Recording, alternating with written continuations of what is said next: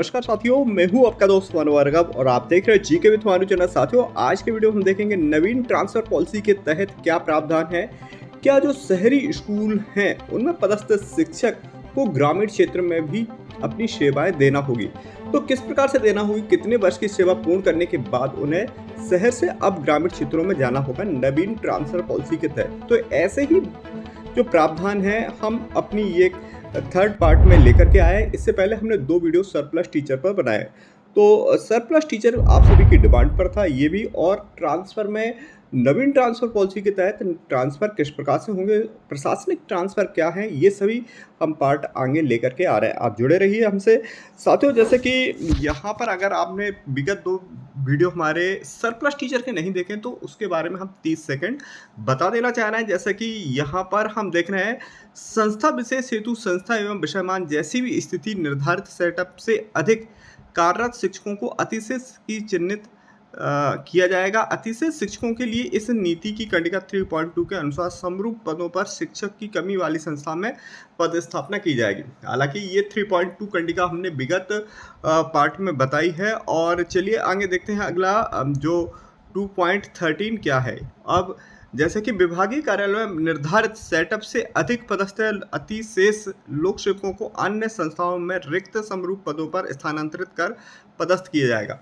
तो साथियों, ये कंडिका 2.12 और 13 जो कि सरप्लस टीचर से रिलेटेड है। अब आप सभी की रिक्वायरमेंट पर जो शहरी क्षेत्र के जो शिक्षक हैं उन्हें ग्रामीण क्षेत्र में जाना है, उसके हम नियम निर्देश जानते हैं। नवीन शिक्षा नीति के तहत जो कि मध्य प्रदेश स्कूल शिक्षा विभाग द्वारा आदेश किया गया था, उसी के तहत हम आप सभी को बता रहे हैं। साथियों, वीडियो को लाइक जरूर कर दीजिएगा, शेयर करना नहीं भूलिएगा। यदि चैनल पर पहली बार आए तो चैनल को सब्सक्राइब जरूर कीजिएगा। चलिए देखते हैं कंडिका 2.14 क्या है, और 15 बहुत महत्वपूर्ण है। जैसा कि नवीन भर्ती द्वारा नियुक्त किए जाने वाले विभिन्न संवर्ग के शिक्षक को सामान्यतः ग्रामीण क्षेत्रों में स्थित विद्यालय में पदस्थ किया जाएगा। उस विद्यालय में उन्हें न्यूनतम 3 वर्ष की कालावधि अथवा परिवीक्षा अवधि जो भी अधिक हो तक कार्य करना होगा। ऐसे शिक्षकों को संपूर्ण सेवा अवधि में न्यूनतम 10 वर्ष ग्रामीण क्षेत्र में कार्य करना होगा। तब नवनियुक्त शिक्षकों की सेवा में उपस्थिति से पूर्व तत्संबंधी वचन पत्र प्रस्तुत करना होगा। विशेष विद्यालय में चयन परीक्षा से चयनित शिक्षकों के लिए इस हेतु शिथिलता प्रदान की जाती है। तो साथियों, जैसा कि नवीन भर्ती के जितने भी शिक्षक हैं तो उन्हें अपने पूरे सेवा काल में कम से कम 10 वर्ष ग्रामीण क्षेत्रों में अपनी सेवा देनी होगी। वहीं यदि विशिष्ट विद्यालय जैसे कि सीएम राइज है, पीएम श्री है, या फिर जो उत्कृष्ट विद्यालय है उनमें अगर सेवा दे रहा है, डायरेक्ट भर्ती हुई है, तो उनके लिए वहाँ पर नियम शिथिल कर दिए जाएंगे। तो इन स्कूलों को, और साथ में जो 3 वर्ष, जैसे कि कोई शिक्षक ग्रामीण क्षेत्रों में पदस्थ हुआ है तो अधिकतम 3 वर्ष उसे वहाँ पर रहना होगा। पूरे सेवा काल में ग्रामीण क्षेत्रों में 10 वर्ष रहना होगा। तो ये नियम जैसे कि बताता है। आगे हम देखते हैं, जैसे कि यहाँ पर दिए है 10 वर्ष या उससे अधिक अवधि में एक ही संस्था विशेषकर शहरी क्षेत्रों में पदस्थ शिक्षकों को ग्रामीण क्षेत्र में शिक्षक विहीन अथवा शिक्षकों की कमी वाली संस्थाओं में स्थानांतरित कर पदस्थ किया जाएगा। ऐसे शिक्षक स्वैच्छिक स्थानांतरण प्रक्रिया में भाग ले सकेंगे। इस मापदंड अंतर्गत आने वाले शिक्षकों की कुल संख्या में न्यूनतम 10% शिक्षकों की भर्ती वर्ष के क्रमानुसार वरीयता के आधार पर ग्रामीण क्षेत्रों में स्थानांतरित किया जाएगा। ऐसे शिक्षकों की अधिकतम 10 वर्ष तक ग्रामीण क्षेत्रों में कार्य करना होगा। तो साथियों, 10 वर्ष या इससे अधिक अवधि में एक ही संस्था में, विशेषकर मोस्टली शहरी क्षेत्रों में जो शिक्षक हैं 10 वर्ष या उससे अधिक में या फिर नियुक्ति दिनांक से हैं, तो ऐसे शिक्षकों को ग्रामीण क्षेत्रों में भेजा जाएगा। और 10% जैसा कि इसमें दिया गया है, 10% शिक्षक भर्ती मापदंड के अनुसार रहेंगे। तो वो हम इसमें भी देखेंगे कौन सी भर्ती वाले कितने कितने, उसका मापदंड भी देखेंगे जो कि महत्वपूर्ण है। कंडिका 1.16 इसका और 2.15 और 2.16 का बहुत उल्लेख किया गया है। तो इसे जैसे कि 2.16 को हम देखते हैं। कंडिका 2.15 के अनुक्रम में शहरी क्षेत्रों में पदस्थ शिक्षकों को एक साथ अध्यापक संवर्ग में ऐसे शिक्षक जिनकी प्रथम नियुक्ति नगरीय निकाय एवं शिक्षा कर्मी समुदाय शिक्षक के रूप में हुई थी, वे वर्तमान में नवीन संवर्ग में नियुक्त होकर के नगरीय क्षेत्र में लगातार कार्य कर रहे हैं, उन्हें ग्रामीण क्षेत्रों में निम्नलिखित अवधि अनुसार पदस्थ किया जाएगा। तो साथियों, ऐसे शिक्षक जो शिक्षाकर्मी के रूप में हैं या लंबे समय से शहर में नगरीय क्षेत्र में ही उनकी नियुक्ति हुई है अभी तक हैं, तो ऐसे जो शिक्षक हैं उन्हें 2001 तक में नियुक्त शिक्षाकर्मी समुदाय शिक्षक के लिए 5 वर्ष ग्रामीण क्षेत्र में रहना होगा। वहीं 2008 तक में नियुक्त समुदाय शिक्षक 7 वर्ष के लिए, वहीं 2013 में नियुक्त समुदाय शिक्षक 10 वर्ष के लिए, वहीं 2018 के पश्चात नियुक्त शिक्षक 10 वर्ष के लिए किए जाएंगे ग्रामीण क्षेत्रों में पदस्थ। तो साथियों इसका ये प्रावधान दिया गया है। वहीं देखते हैं अगली कंडिका।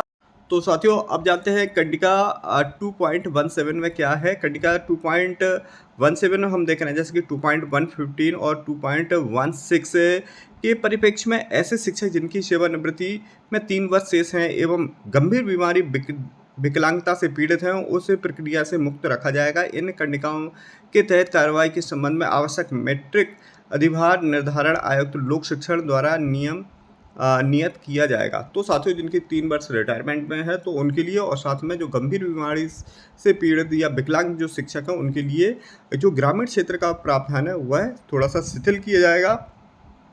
चलिए आगे देखते हैं। दूरस्थ ग्रामीण क्षेत्र अथवा आदिवासी बाहुल क्षेत्र में प्रशासकीय रूप से पदस्थ किए गए शिक्षकों को प्रोत्साहन भत्ते के रूप में एक निश्चित राशि प्रदान की जाएगी, जैसा कि निर्धारित किया जाए। इस नीति के प्रकाशन में 3 माह की अवधि में ऐसे क्षेत्रों में विद्यालयों का चिन्हांकन आयुक्त लोक शिक्षण द्वारा किया जाएगा। तो साथियों जो दूरस्थ ग्रामीण क्षेत्रों में या आदिवासी बाहुल क्षेत्र में प्रशासकीय आधार पर पदस्थ किए जाएंगे तो उन्हें एक प्रोत्साहन भत्ता भी मिलेगा, यानी इस ट्रांसफर से ऐसे शिक्षकों को प्रोत्साहन भत्ता मिलेगा जहां जो दुर्गम स्थानों पर पहुंचे हैं, आदिवासी बाहुल क्षेत्रों में अपनी सेवाएं दे रहे हैं, प्रशासकीय आधार पर उनके ट्रांसफर हुए हैं तो उनके लिए प्रोत्साहन भत्ता भी मिलेगा।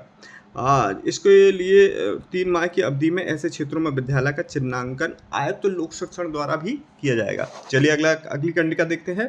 2.19 के अकॉर्डिंग क्या है।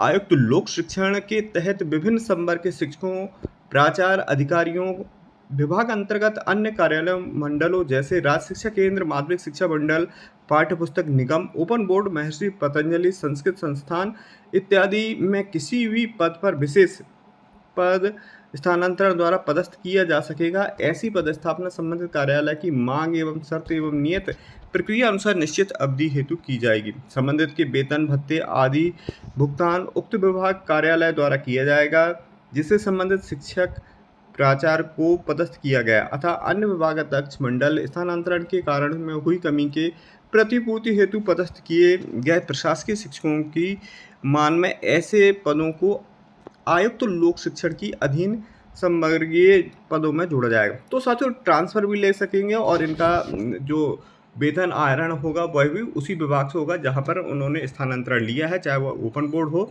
या राज्य शिक्षा केंद्र हो, पाठ्य पुस्तक निगम या महर्षि पतंजलि संस्कृत संस्थान में भी ले सकते हैं। ये कंडिका यह दर्शाती है। चलिए 2 कंडिका और रही हैं इसमें, फिर हम अगली वीडियो में और प्रशासकीय आधार पर और स्थानांतरण के क्या नियम है, कौन से शिक्षक इस क्राइटेरिया में आएंगे, किन शिक्षकों को वेटेज मिलेगा, ये संपूर्ण जानकारी जानेंगे।